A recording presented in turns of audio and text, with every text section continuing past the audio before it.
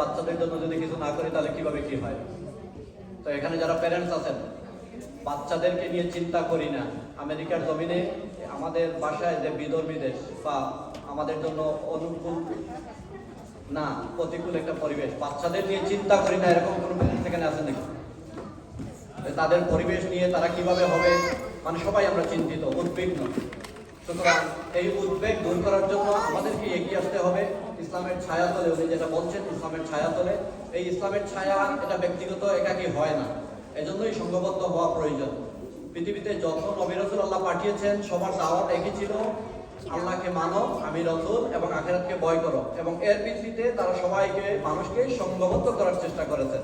ওয়াতাসিমু বিহাবলিল্লাহি জামিআন ওয়া লা তাফাররাকু, এটা কোরআনের আয়াত, যে তোমরা সংঘবদ্ধভাবে আল্লাহর দ্বীনকে আঁকড়ে ধরো, পরস্পর বিচ্ছিন্ন হয় না।